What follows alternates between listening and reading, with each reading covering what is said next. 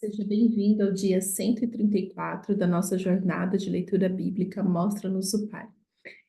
Para hoje, 1 Coríntios, capítulo 14, e também o Salmo 68, de 1 a 19.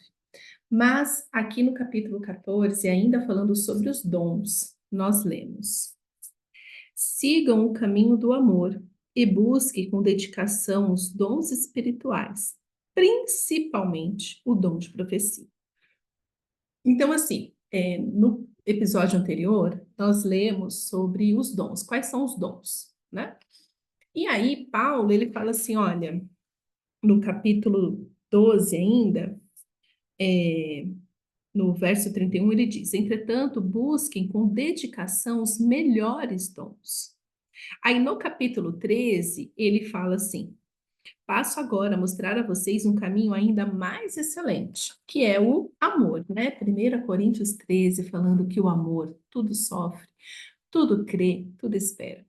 Então, assim, o que Paulo está querendo dizer é que sem amor não adianta você não ter nenhum desses dons, porque esses dons, eles vão acabar sendo pedras de tropeço na sua vida, se você se você não prestar atenção, se você realmente não buscar o zelo do amor do Senhor, se você não fizer isso através de Jesus, né?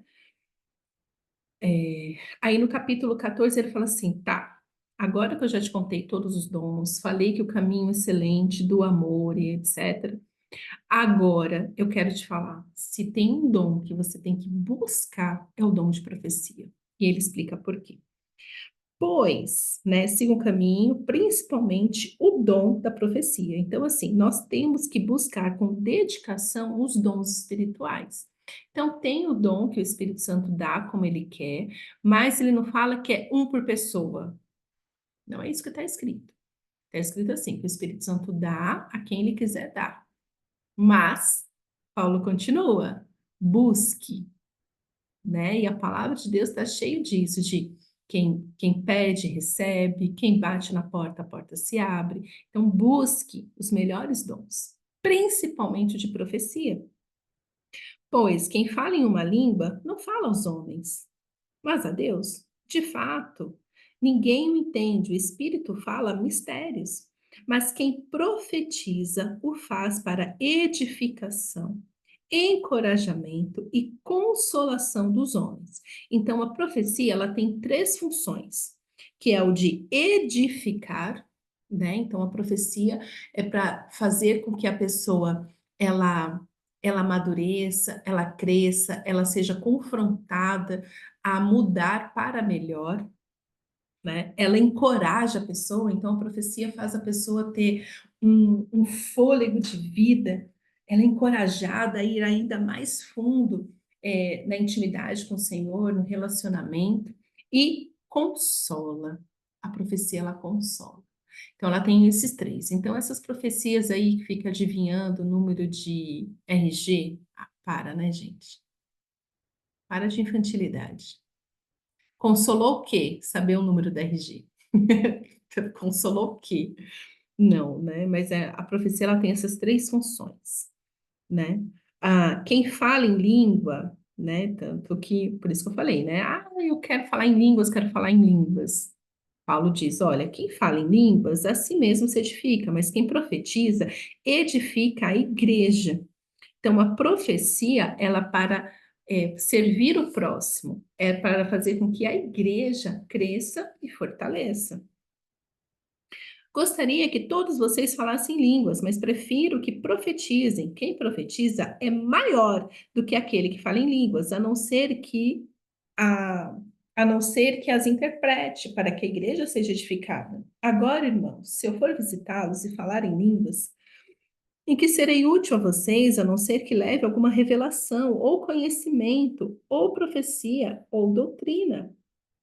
Até no caso de coisas inanimadas que produzem sons, tais como a flauta ou a cítara, como alguém reconhecerá o que está sendo tocado, se os sons não forem distintos? Além disso, se a trombeta não emitir um som claro, quem se preparará para a batalha? Assim acontece vocês, se não proferirem palavras compreensíveis com a língua, como alguém saberá o que está sendo dito? Vocês estão Vocês estarão simplesmente falando ao ar. Sem dúvida, há diversos idiomas no mundo. Todavia, nenhum deles é sem sentido. Portanto, se eu não entender o significado do que alguém está falando, serei estrangeiro para quem fala, e ele será estrangeiro para mim. Assim acontece com vocês, visto que estão ansiosos por terem dons espirituais, procurem crescer naqueles que trazem edificação para a igreja. E eu nunca vi um curso, quer dizer, eu já fiz um curso sim, né? Eu já fiz um curso de profecias ou de dons espirituais e foi uma bênção aquele dia. Foi um curso assim muito, muito, muito bom. Mas geralmente o que se prega, o que se busca, o que se fala é dom de língua, dom de língua, dom de língua. Você ora em língua, você ora em língua, você ora em língua, você ora em línguas. Quando na verdade é assim, você tem profetizado? Você tem profetizado? Você tem profetizado? É isso. Por isso, quem fale uma língua, ore para que a possa interpretar, pois se ore uma língua, meu espírito ora, mas a minha mente fica infrutífera. Então, o que farei? Orarei com espírito, mas também orarei com entendimento. Cantarei com espírito, mas também cantarei com entendimento. Se você estiver louvando a Deus em espírito, como poderá aquele que está entre os não instruídos dizer o amém, a sua ação de graças, visto que não sabe o que você está dizendo. Pode ser que você esteja dando graças muito bem, mas o outro não é edificado. Dou graças a Deus por falar em línguas mais do que todos vocês. Todavia, na igreja, prefiro falar 5 palavras compreensíveis para instruir a todos a falar 10.000 palavras em uma língua. Irmãos, deixem de pensar como crianças com respeito ao mal. Sejam crianças, mas quanto ao modo de pensar, sejam adultos, pois está escrito na lei. Por meio de homens de outras línguas e por meio de lábios de estrangeiros, falarei a este povo, mas mesmo assim eles não me ouvirão, diz o Senhor. Portanto, as línguas são um sinal para os descrentes e não para os que creem. A profecia, porém, é para os que creem, não para os descrentes. Eita! A profecia, porém, é para os que creem e não para os descrentes. As línguas são um sinal para os descrentes e não para os que creem. Então, o, é um sinal que, assim, o que que esse povo está falando? Por que que ele fala diferente? Agora, a profecia é para a igreja, é para crente, é para quem crê. Por isso que a profecia tem a função de edificar, de encorajar e de consolar, porque a prática da profecia faz com que a igreja cresça e se fortaleça no Senhor. Então, você edifica o quê? No Senhor. Você encoraja a pessoa a continuar buscando o Senhor. Você consola a pessoa com a palavra de Deus, com o discernimento que vem do Senhor. Né? Eu tenho uma amiga muito querida, algumas amigas muito queridas, que elas sempre me trazem, elas são profetas na minha vida, né? Sempre trazendo uma palavra de Deus para me edificar, para me encorajar, para me consolar. E assim, se tem uma coisa, e por que que é para crente? Eu falo isso com muita tranquilidade, com muita convicção, de que quando você recebe uma profecia, geralmente ela é uma confirmação de algo que o Senhor já está trabalhando no seu coração, algo que o Senhor já está te sinalizando. Então, o profeta é usado para te encorajar a ir mais fundo naquilo, para te consolar, né? Também a passar pela tribulação, porque você não vai ser destruído por ela, mas sim você vai crescer com ela. E também você é edificado, né? O Senhor vai trabalhando na sua vida, vai fazendo coisas novas. E aí você vai crescendo, vai sendo edificado, assim, não, eu estou no caminho certo, né? O Senhor tem falado comigo e confirmou através do irmão. Então, a profecia, ela não vem isolada, por isso que é para crentes, é para a igreja. Porque muitas vezes você quer dar profecia para um não crente, mas ele não vai entender, ele não vai receber, por quê? Porque ele nem tem o Espírito Santo, ele nem sabe quem é este Deus, ele ainda é muito bebezinho, nem nasceu de novo ainda, né? Nem bebezinho não é, nem nasceu de novo ainda. E aqui no verso 23 ele diz: Assim, se toda a igreja se reunir em falar em línguas e alguns não instruídos ou descrentes entrarem, não dirão que vocês estão loucos? Mas se entrar algum descrente ou não instruído, quando todos estiverem profetizando, Ele por todos será convencido de que é pecador e por todos será julgado. E os segredos do seu coração serão expostos. Assim ele se prostrará, rosto em terra, e adorará a Deus, exclamando: Deus realmente está entre vocês. Logo, se você leva um não crente numa reunião de crentes, e ele começa ali a testemunhar o encorajamento, a consolação, a edificação, a sabedoria. E ele começa a ser confrontado por aquele ambiente, porque ele vai começar a falar: Uau, eu também quero isso. Também quero ser encorajado, quero ser consolado, eu quero ser edificado, eu quero essa luz que vocês carregam. É para isso. Aí ele vai lá ser confrontado, aí sim, né? Os que estão ali vão se voltar para ele, ele vai ser confrontado no pecado dele e ele vai ser, né, impelido a falar: Deus está no meio de vocês. Jesus está aqui. Então, meus queridos, que possamos seguir a instrução de Paulo e buscar o dom da profecia com temor do Senhor. Então, hoje, a profecia você pode começar a praticar hoje, né? Porque eu tenho certeza que você está lendo a sua Bíblia. Eu acho que depois de tanto falar aqui na sua cabeça, você deve estar lendo a sua Bíblia. Então, busque uma palavra, uma profecia para você consolar os seus irmãos, encorajar os seus irmãos, porque, na verdade, às vezes o que acontece é um encontro de tristeza. Ai, a vida está difícil. Ai, tá mesmo. Ai, só ladeira baixa, né? Jesus não volta logo para tirar a gente desse sofrimento. Para de ser egoísta. É tempo também, sabe? Os tempos são maus. Só que também é tempo de você encorajar, edificar. Isso não mudou. Lembrando que Paulo escreveu as suas cartas preso. Quem é ele para falar de consolo, de encorajamento, de edificação? Mas o nosso chamado é para levar esperança para aqueles que estão desolados, levar uma palavra de consolo para aqueles que estão abatidos, a partir dos crentes. Somos motivados a só olhar para fora da igreja. Ah, não, tem muito perdido. Ai, deixa esse daí que já conhece e vai buscar o perdido, a ovelha perdida, a ovelha perdida. Só que a ovelha perdida é aquela ovelha que uma vez já fez parte do rebanho. Ou seja, você tem que buscar sim aqueles que um dia já confessaram o nome do Senhor, mas que está perdido, se perdeu aí no mundo, né? E não, esse daí deixa para lá que ele é crente já. Vamos focar nos outros. E Paulo fala: não, é para a igreja. A profecia é para a igreja, para a edificação da igreja. Porque nós somos tentados, pelo menos eu conheço muitos, assim, vamos buscar aquele que ainda não conhece Jesus, aquele que ainda não conhece Jesus. Mas nós temos cuidados dos nossos irmãos que chamam o nosso Deus de Pai, assim como nós chamamos. É para eles primeiro, começa pela igreja.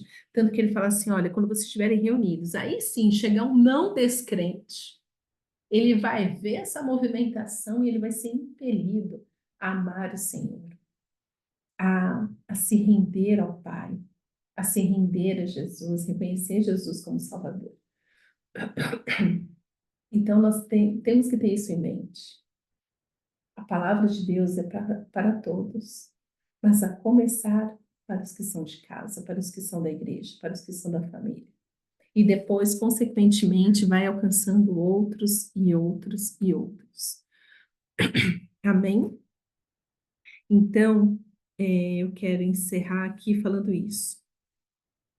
O espírito dos profetas está sujeito aos profetas, pois Deus não é Deus de desordem, mas de paz. Então, Paulo, ele encerra o capítulo 14 falando sobre a ordem, né? Então, ele fala assim: portanto, o que diremos, irmãos? Quando vocês se reúnem, cada um de vocês tem um salmo, uma palavra de instrução, uma revelação, uma palavra e uma língua ou uma interpretação. Tudo seja feito para edificação da igreja. Se, porém, alguém falar em língua, deve falar dois, no máximo três, e alguém deve interpretar. Se não houver intérprete, fique calado na igreja, falando consigo mesmo e com Deus. Tratando-se de profetas, falem 2 ou 3, e os outros julguem cuidadosamente o que foi dito. Ou seja, a profecia, ela deve ser julgada. Então, quando você receber uma profecia, você deve julgar essa profecia, ok? Você deve julgar. Por isso que você tem que estar cheio da palavra de Deus e consciente do que Deus está fazendo na sua vida. Para você. Tem muita gente, eu recebi uma palavra de profecia. Aí, o que que você fez com ela? Né? Uma vez uma menina falou assim para mim: eu recebi uma profecia, uma palavra de profecia de que eu ia casar e não sei o que seria uma bênção. Só que ela estava envolvida num relacionamento todo torto. Falei, amada, se você recebeu essa palavra de profecia, por que que você está neste relacionamento todo torto?